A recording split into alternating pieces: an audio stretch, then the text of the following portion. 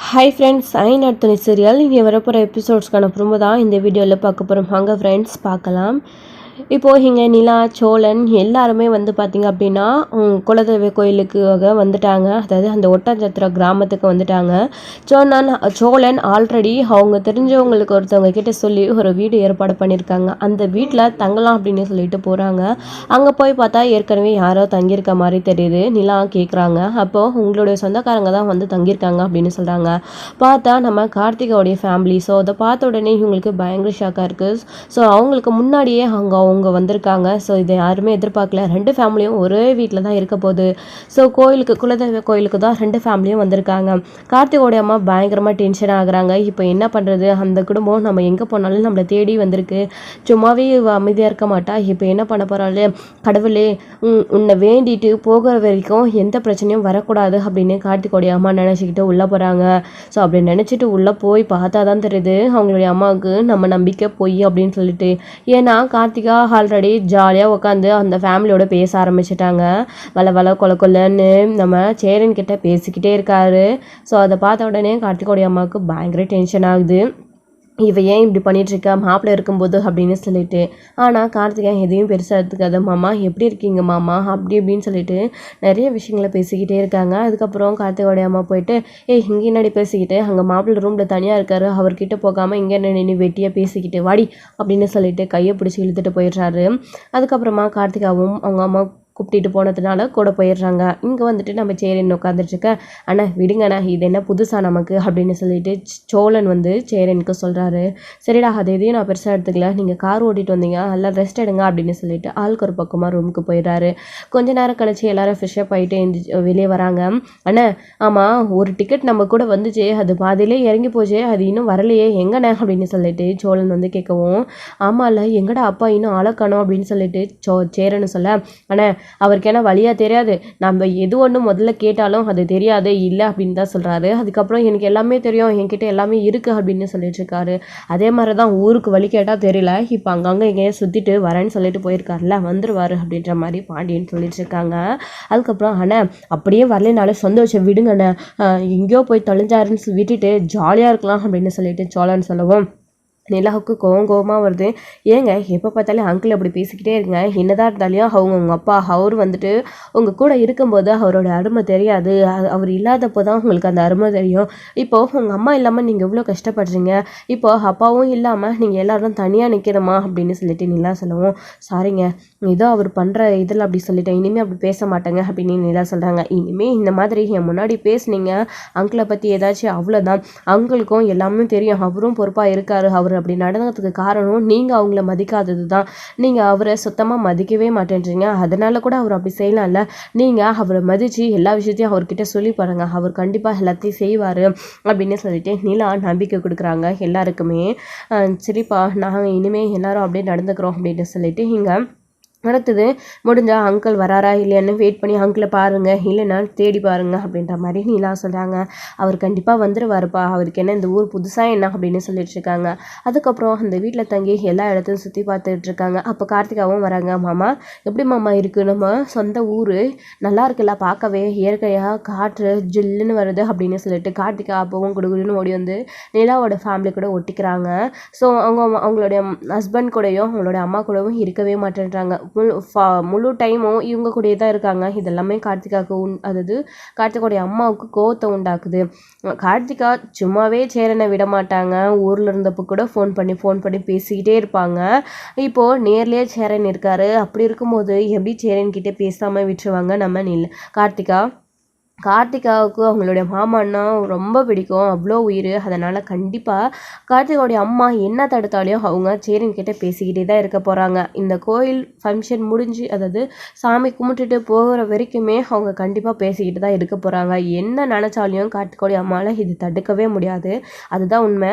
So இப்போது இங்கே கார்த்திகாவுடைய அம்மா அதே டென்ஷனோடு தான் இருக்காங்க. போய் இப்படி இருக்கிறதுனால மாப்பிள்ளை ஏதாச்சும் நினச்சி தப்பாக நினச்சிட போகிறாரு பார்த்து அப்படின்னு சொல்லிட்டு ஃபீல் பண்ணிக்கிட்டு இருக்காங்க. அவங்க ஒரு பக்கம். அதுக்கப்புறம் கார்த்திகா எப்போல்லாம் இவங்க கிட்ட பேச வராங்களோ அப்போல்லாம் ஏதோ சொல்லி மாப்பிள்ளை கூப்பிட்றாரு, மாப்பிள்ளைக்கு தலைவலிக்கு தான் போய் மாப்பிள்ளையை பாரு அப்படி இப்படின்னு சொல்லி நிறைய சாக்கு சொல்லிக்கிட்டே இருக்காங்க. கார்த்திகாவும் கோவத்தோடு இருக்காங்க. ஏமா நீ இதெல்லாம் எதுக்கு பண்ணுறேன்னு எனக்கு நல்லாவே தெரியுது, மாமா ஃபேமிலி கூட நான் பேசக்கூடாதுன்னு தானே நீ இதெல்லாம் பண்ணுற, எனக்கு நல்லா புரியுதுமா அப்படின்னு சொல்லிட்டு கார்த்திகாவும் சொல்லிட்டு அங்கேருந்து உள்ளே போயிடுறாங்க. அதுக்கப்புறமா வந்துட்டு எல்லாருமா வந்து சாப்பிட ஆரம்பிக்கிறாங்க. அந்த வீட்டிலே வந்து எல்லாரும் வந்து ஹோட்டலில் போயிட்டு வாங்கிட்டு வந்து அவங்களுக்கு தெரிஞ்ச ஹோட்டலில் பக்கத்தில் இருக்கிற ஹோட்டலில் போய் வாங்கிட்டு வந்து எல்லாரும் ஜாலியாக உட்காந்து சாப்பிட ஆரம்பிக்கிறாங்க. அப்போது கார்த்திகாவுடைய அம்மாவுமே கார்த்திகா இந்தாடி சாப்பாடு வாங்கிட்டு வந்துட்டேன், மாப்பிள்ளையும் நீயும் உட்காந்து சாப்பிடுங்க உள்ள அப்படின்னு சொல்லிட்டு கொடுக்கவும், ஏம்மா நாங்கள் மட்டும் உள்ளே உட்காந்து சாப்பிடணும், அதான் மாமா ஃபேமிலியெல்லாம் இங்கே தானே உட்காந்து சாப்பிட்றாங்க, இவங்க கூடயே சாப்பிட்றோம் அப்படின்னு சொல்லிட்டு சொல்கிறாங்க. ஏய் மாப்பிள்ளைக்கு இதெல்லாம் செட் ஆகுமா, சொன்னால் கேளு போய் உள்ளே உட்காந்து சாப்பிடு அப்படின்னு சொல்லவும் கார்த்திகா முதல்ல வாங்கிட்டு அமைதியாக உள்ளே போயிடுறாங்க. அதுக்கப்புறம் அவருடைய ஹஸ்பண்ட் கிட்ட போயிட்டு, ஏங்க நாம மட்டும் இங்கே தனியாக உட்காந்து சாப்பிடணுமா, எப்பயுமே ஊரில் நம்ம 2 பேரும் மட்டும் தானே தனியாக இருக்கோம், இன்றைக்கி மாமா ஃபேமிலி எல்லாரும் இருக்காங்க, அவங்களும் கோயிலுக்கு வந்திருக்காங்க நம்மள மாதிரியே அங்கே வெளியே உட்காந்து சாப்பிட்றாங்கல்ல, நாமளும் அவங்க கூட போய் சேர்ந்து உட்காந்து மாமா ஃபேமிலியோடய சேர்ந்து சாப்பிடலாமாங்க, இங்கே ரூமில் உட்காந்து தனியாக சாப்பிட போர் அடிக்குது இல்லை அப்படின்னு சொல்லிட்டு கார்த்திகா அவங்களோட ஹஸ்பண்டையும் கன்வின்ஸ் பண்ணுறாங்க. அவருமே சரி ஓகே அப்படின்னு சொல்லிடுறாங்க. அதுக்கப்புறம் அவங்களுமே நாங்களும் உங்கள் கூட உட்காந்து ஷேர் பண்ணிக்கலாமா அப்படின்னு அவர் கேட்கவும், இதில் என்ன இருக்குது வாங்க அப்படின்னு சொல்லிட்டு சேரன் தாளாரமாக கூப்பிட்றாரு. அதுக்கப்புறமா வாங்க என்ன மாமா கிட்ட கேட்டுக்கிட்டு மாமா என்ன நம்மளை வேணான்னு சொல்லிட்டு போகிறாரா என்ன அப்படின்னு சொல்லிட்டு ஃபேமிலியாக உட்காந்து சாப்பிட ஆரம்பிக்கிறாங்க. நான் வேணானதோ மாப்பிள்ளைக்கிட்ட போய் பேசி எப்படி சமாதானப்படுத்தி கூட்டிகிட்டு வரான்னு பாரு, இவளை என்ன பண்ணுறதுன்னே தெரியலையே, இவ இப்படி பண்ணுற ஒவ்வொரு நேரமும் நமக்கு பக்கு பக்குன்னு இருக்குது, ஆனால் இவ எதையும் அதை நினச்சி கூட பார்க்காம அவள் பாட்டுக்கு இருக்காளே அப்படின்னு சொல்லிட்டு கார்த்திகோடைய அம்மா ரொம்ப வந்து மனசுக்குள்ளே டென்ஷன் ஆகிட்டே இருக்காங்க. ஸோ எல்லாரும் உட்காந்து ஜாலியாக சாப்பிட்டுக்கிட்டு இருக்காங்க. இதுக்கப்புறம் ரொம்ப நேரம் ஆச்சு அப்பா இன்னும் வரலையா அப்படின்னு சேரன்னு சொல்லிட்டு இருக்காரு. ஆமாம் இல்லை இவர் எங்கே போனார் அப்படின்னு ஒருத்தர் யோசிச்சுக்கிட்டே இருக்காங்க. அதுக்கப்புறமா நம்ம நடேசன் வந்து பார்த்திங்க அப்படின்னா அவர் எதுக்காக அங்கே போயிருக்காங்க அப்படின்னா, இங்கே நம்ம பல்லவன் வண்டியில் வந்துட்டு இருக்கும்போது சொன்ன மாதிரி தான் இங்கே நம்மளுக்கு வீடோ பூர்வீக சொத்தோ இதெல்லாம் இருக்குதுன்னு சொன்னால் சர்ப்ரைஸாக எப்படி நான் இருக்கும் அப்படின்னு நம்ம பல்லவன் சொன்ன விஷயந்தான். ஸோ அது வந்து உண்மை தான். அது வந்து பல்லவன் அது நடேசன் வந்து இது வரைக்கும் யார்கிட்டையுமே சொன்னது கிடையாது. அதுக்கு பின்னாடி பெரிய கதையே இருக்குது. ஸோ அதை தான் வந்து நடேசன் அங்கேருந்து இறங்கி போய் அவங்க வீடு நிலம் அதுக்கப்புறம் இது பழைய எல்லா ஞாபகங்களுமே பார்க்கறதுக்காக தான் நடேசன் வந்து இறங்கி போயிருக்காரு. ஸோ அந்த நிலத்தையெல்லாம் பார்த்துக்கிட்டு இதுக்கு முன்னாடி என்ன விஷயங்கள் எல்லாம் நடந்துச்சோ அதை ஒவ்வொன்றா வந்து யோசிச்சு பார்த்துக்கிட்டே இது எல்லாத்தையும் நம்ம விட்டுட்டு போயிட்டு அங்கே இருக்கோம் அப்படின்ற விஷயத்த தான் நம்ம நடேசன் யோசிச்சுக்கிட்டே பார்த்துட்டு அதுக்கப்புறம் வீட்டுக்கு பொறுமையாக வராரு. ஸோ எங்கப்பா போயிருந்தீங்க இவ்வளோ நேரம், நாங்கள் வந்து எவ்வளோ நேரம் ஆச்சு இன்னுமே வீட்டுக்கு வராதே, எங்கப்பா போயிருந்தீங்க அப்படின்னு சொல்லிட்டு, ஒன்றும் இல்லைடா ரொம்ப நாள் கழிச்சு வரேன்ல அதான் எல்லாத்தையும் சுற்றி பார்த்துட்டு வரேன், நம்ம ஊரெல்லாம் எப்படி இருக்குன்னு சொல்லிட்டு அப்படின்னு எதை சொல்லி சமாளிச்சிடுறாங்க. அப்பா சரி நீங்கள் சாப்பிட்டீங்களா அப்படின்னு சொல்லிட்டு சரின்னு கேட்கவும், இன்னும் இல்லைடா அப்படின்னு சொல்லிட்டு, சரிங்கப்பா வாங்க எல்லாரும் நாங்கள் இப்போ தான் சாப்பிட்டோம் நீங்கள் சாப்பிடுங்க அப்படின்னு, இல்லைடா எனக்கு பசிக்கல நான் டீ குடிச்சிட்டு வந்தேன், நீங்கள் எல்லோரும் போய் படுத்து தூங்குங்க அப்படின்னு சொல்லிட்டு நடேசன் அங்கேயே உட்காந்து விட்டத்தை பார்த்துக்கிட்டு அவர் பாட்டுக்கு வெளியிலே வந்து ஒரு திண்ணையில் படுத்துக்கிறாரு. அதுக்கப்புறமா எல்லாரும் அவங்க ரூமுக்குள்ளே போயிட்டு படுத்து தூங்க ஆரம்பிச்சிட்டாங்க. தூங்கி எழுந்திரிச்ச மறுநாள் காலையில் வந்து பார்த்திங்க அப்படின்னா எல்லாருமே ஃப்ரெஷ்ஷாக வந்து ரெடியாக இருக்காங்க. ஸோ பல்லவன் பாண்டி அதுக்கப்புறம் சேரன் பார்த்தா நம்ம சோழன் வந்து வேஷ்டி சட்டையில் வந்திருக்காங்க. நம்ம நிலா வாங்கி கொடுத்த ட்ரெஸ் எல்லாருமே போட்டிருக்காங்க. எல்லாருக்குமே சூப்பராக இருக்குது அப்படின்னு ஒருத்தர் மாற்றி ஒருத்தர் பேசிகிட்டு இருக்காங்க. ஆமாண்ணே நீ என்ன திடீர்னு வேஷ்டி கட்டியிருக்க அப்படின்னு பல்லவன் கேட்கவும், நீ அண்ணனை மாதிரி மாறிட்டியா அப்படின்னு சொல்லிட்டு பல்லவன் கிண்டல் பண்ணுறாங்க.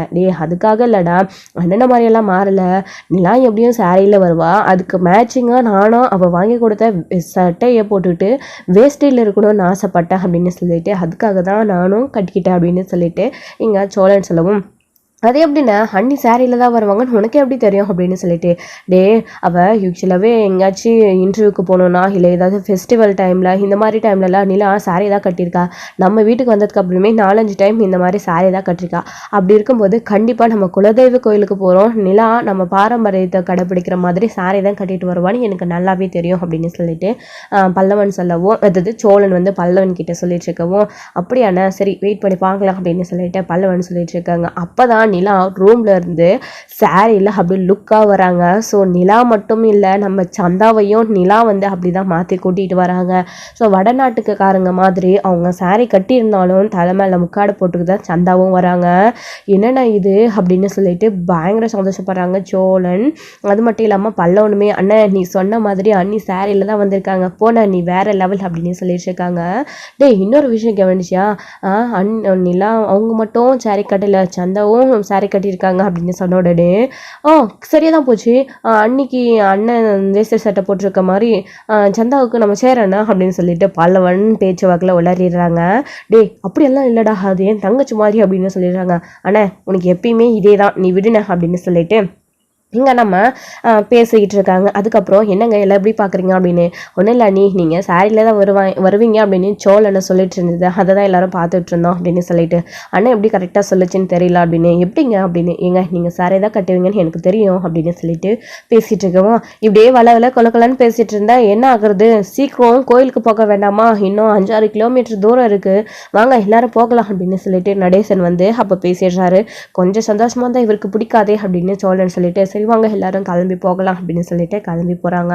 அப்படி போய்கிட்டு இருக்கும்போது ஊர் இது எல்லாத்தையும் பார்த்துக்கிட்டு கொஞ்சம் தூரம் நடந்தே போய்கிட்டு இருக்காங்க. கார் வந்து கொஞ்சம் தூரமாக இருக்குது, அங்கே போய் நம்ம எடுத்துக்கலாம், இங்கே வர வழி இல்லை அப்படின்ற மாதிரி வந்து சொல்லிட்டு எல்லாரும் போய்கிட்டு இருக்கவும் கோயிலுக்கு போகிற கொஞ்சம் கிட்ட அப்போ வந்து பார்த்தீங்க அப்படின்னா எல்லாருமே அவங்களுடைய சொந்தக்காரங்க, அதாவது நடேசனோட சொந்தக்காரங்க எல்லாருமே அவங்கள பார்த்து எல்லாருமே பேச ஆரம்பிக்கிறாங்க.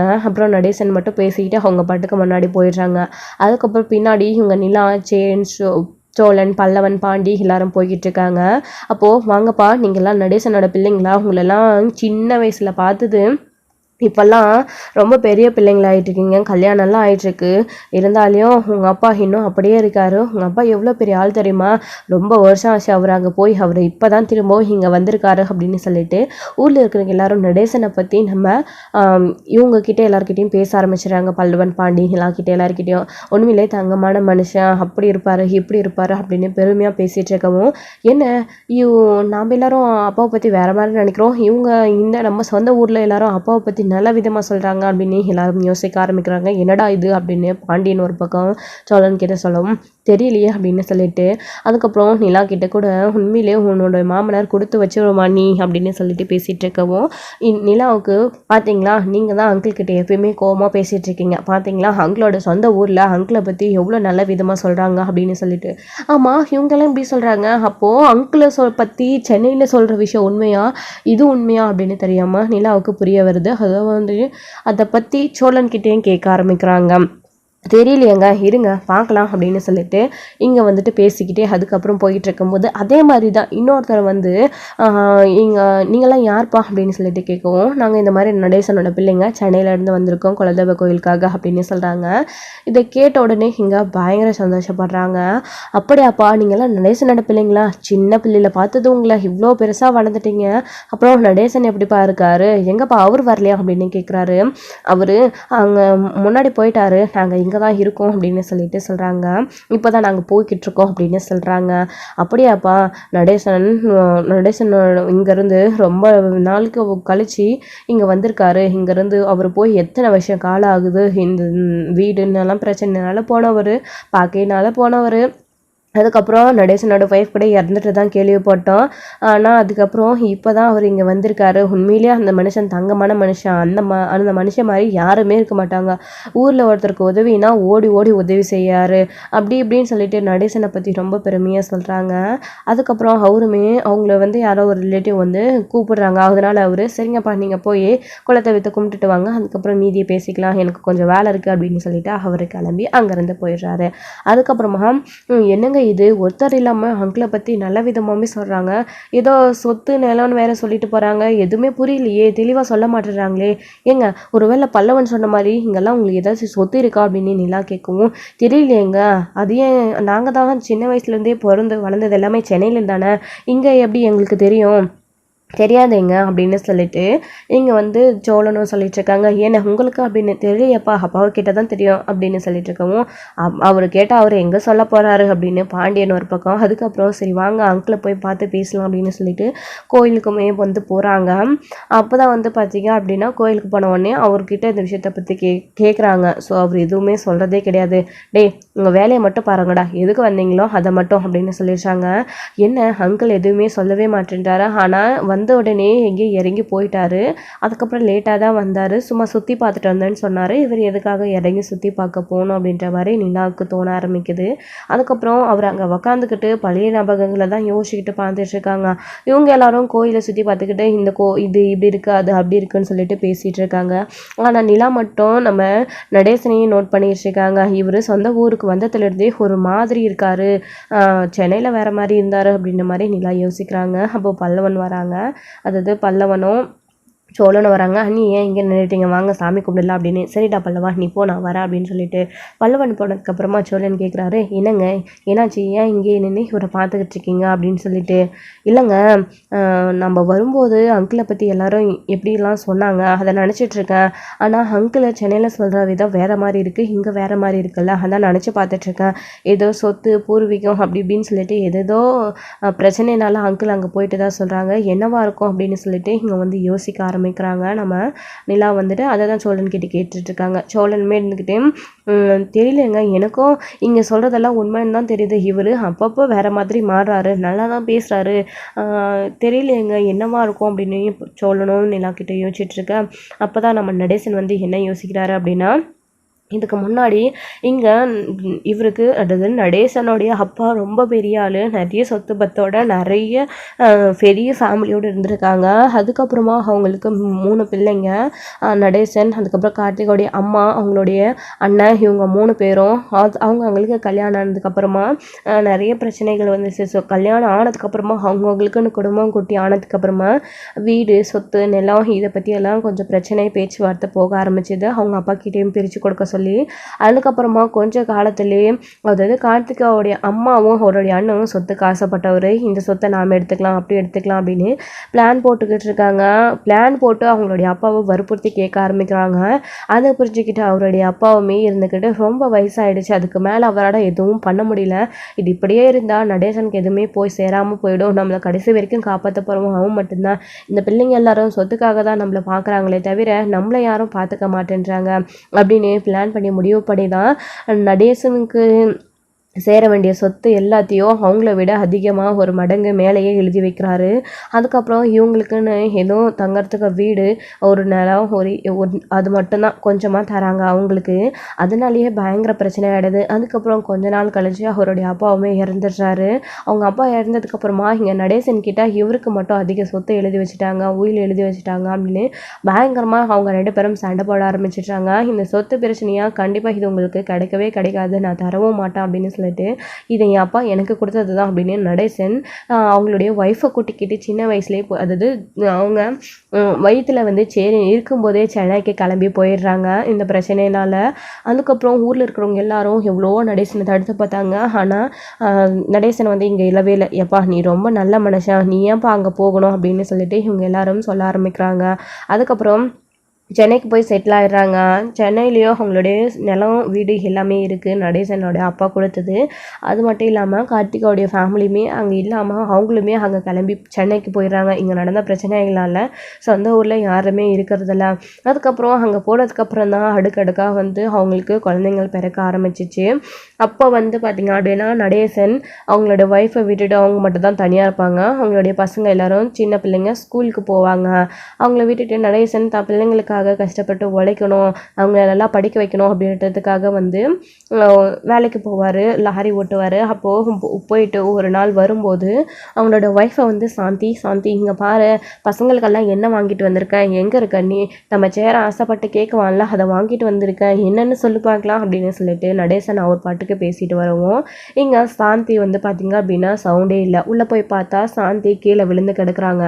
என்னாச்சு அப்படின்னு ஓடி போய் நடேசன் பார்க்குறாரு. பார்த்தா ரத்த வெள்ளத்தில் இருக்குது, என்னாச்சு என்னாச்சு அப்படின்னு சொல்லிட்டு நடேசனை பார்க்கவும் அவங்கள வயிற்றுலையும் ஆறிலும் கத்தியால் குத்திருக்காங்க. அது மட்டும் இல்லாமல் நிறைய காயங்கள் இருக்குது. இதை பார்த்த உடனே நடேசன் ஆடி போயிடுறாரு. அந்த கத்தியை உருவி எடுக்கிறாங்க.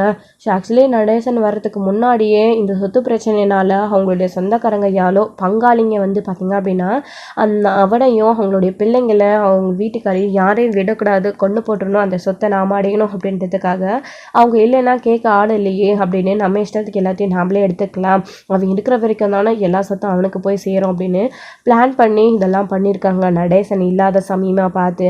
அதுக்கப்புறம் கரெக்டாக நடேசன் அதாவது அவங்க பிளான் பண்ண மாதிரி நடேசன் வீட்டுக்கு வந்ததுக்கப்புறமா இவங்க கேஷுவலாக நடேசனை பார்க்க வர மாதிரி நடேசா அப்படின்னு சொல்லிட்டு வரும்போது பார்த்தா நடேசனோட அதாவது அவங்க சொந்தக்காரங்களே அந்த பங்காளிங்களே அப்போ வந்து பார்க்கும்போது சாந்தி இறந்துருக்காங்க. அதுக்கப்புறமா நடேசன் வந்து சாந்தியை கொண்டுட்டாங்க அப்படின்னு சொல்லிட்டு ஏகப்பட்ட வதந்திங்களை விதிச்சு இப்போது சென்னையில் சொல்லிகிட்ருக்க மாதிரி தான் நிறைய பொய்களை சொல்லி நடேசன் அதுக்கப்புறம் ஜெயிலுக்கு போயிடுறாரு. அந்த பிள்ளைங்களும் அந்த சமயத்தில் வீட்டில் இருக்கிறதில்ல, ஸோ ஸ்கூலுக்கு போயிருக்காங்கன்றதுனால நடேசன் ஜெயிலுக்கு போயிடுறாரு. அதுக்கப்புறம் இவங்க கஷ்டப்பட்டு நம்ம சேரன் தான் அவங்க தம்பிங்களை எல்லாரையும் வளர்த்தாங்க. நடேசன் ஜெயிலுக்கு போயிட்டு வெளியில் வந்துடுறாங்க. ஸோ இந்த விஷயங்கள் எல்லாம் நடந்த விஷயங்கள் எல்லாத்தையுமே உட்காந்து யோசிச்சுட்ருக்காங்க நம்ம நடேசனையுமே. அதுக்கப்புறம் தான் நிலாவுக்கு இந்த மாதிரி ஒரு சந்தேகம் வருது, என்னவா இருக்கும், இப்படி யார் பண்ணியிருப்பான், ஒருவேளை அங்கிள் எனக்கு தெரிஞ்சு நான் ஏற்கனவே சொன்ன மாதிரி அங்கிள் வந்து உங்களுடைய அம்மாவை கொல்ல வாய்ப்பு இல்லைங்க, இவங்களெல்லாம் சொல்கிறத பார்த்தா வேற என்னமோ நடந்திருக்கு போல இருக்குது, இது சொத்து பிரச்சனை பங்காளிங்க என்னெல்லாம் சொல்கிறாங்க அப்படின்னு நிலா சொல்லவும், என்னங்க நீங்கள் சொல்கிறத பார்த்தா எனக்குமே இப்போ தான் டவுட்டாக வருது, ஒருவேளை நாங்கள் எல்லாம் இப்போ சின்ன குழந்தையா இருந்தோம், எங்களுக்கு எதுவும் தெரியாது போல இருக்குது, ஒருவேளை நீங்கள் சொல்கிற மாதிரி இருந்தால் நமக்கு எதிரி யாருங்க, நம்ம அத்தைங்க தான், அத்தை மாமா அவங்க தான், காட்டுக்கோடி அம்மா அப்பா தான், ஒருவேளை அவங்க தான் சொத்துக்காக கொலை பண்ணியிருப்பாங்கன்னு நீங்கள் சொல்கிறீங்களா, ஏன்னா இப்போயுமே அந்த நம்மளுடைய வீட்டுக்காக தான் அவங்க இது வரைக்குமே பிரச்சனை பண்ணிக்கிட்டு இருக்காங்க, ஒருவேளை அதுவாக இருக்குமா அப்படின்ற மாதிரி நிலா அது சோழன் வந்து நிலா கிட்ட சொல்லவும், ஏங்க நம்ம எடுத்த உடனே அவங்க மேலே சந்தேகப்பட முடியாதுல்ல, ஒருவேளை இருக்கிறதுக்கும் வாய்ப்பு இருக்குது, என்ன ஏதுன்னு நமக்கு எதுவும் தெரியாது இல்லைங்க, இதுக்கு எல்லாத்துக்குமே அங்கிள் வாயார் தந்தால் மட்டும்தான் ஒரு தீர்வு கிடைக்கும், அவரை மட்டும்தான் நம்ம இதை கேட்டு தெரிஞ்சுக்க முடியும் அப்படின்னு நிலா சொல்லவும், சரி அவர்கிட்ட நம்ம கேட்டு பார்க்கலாமாங்க அப்படின்னு சோழன் வந்து நிலா கிட்ட சொல்லவும், ஆமாங்க வாங்க அப்படின்னு சொல்லிட்டு நடேசன் கிட்ட போய் நிற்கிறாங்க. அங்கிள் உங்ககிட்ட ஒரு விஷயம் கேட்கணும் அப்படின்னு, என்னம்மா அப்படின்னு சொல்லிட்டு நடேசன் கேட்கவும் நிலா வந்து கேட்க போகிறாங்க. ஸோ அப்படி நிலா வந்து நடேசன்கிட்ட கேட்குறாங்க. நடேசன்கிட்ட கேட்டு நடேசன் நினச்சிட்டு இருக்க விஷயத்த நிலா வந்து தெரிஞ்சுப்பாங்களா, நடேசன் வந்து நிலா கிட்ட இந்த விஷயத்தை பற்றி சொல்லுவாங்களா என்ன அப்படின்றதெல்லாம் வெயிட் பண்ணி நெக்ஸ்ட் வீடியோவில் பார்க்கலாம். Friends thank you. இந்த வீடியோ உங்களுக்கு பிடிச்சிருந்தா ஒரு லைக் பண்ணுங்கள், ஷேர் பண்ணுங்கள், கமெண்ட் பண்ணுங்கள், மறக்க